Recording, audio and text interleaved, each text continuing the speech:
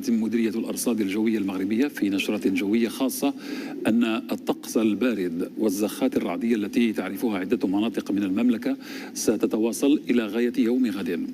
هذا ومن المتوقع تسجيل درجات حرارة دنيا ما بين -5 درجات و0 درجة بعدة أقاليم وعملات، كما ستهم اليوم زخات رعدية محليا قوية أقاليم وعملات أسفي وسيدي بنور وجديدة.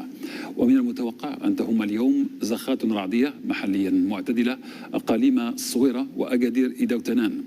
ومن المتوقع أن تكون هذه الزخات مصحوبة محليا بتساقط البرد.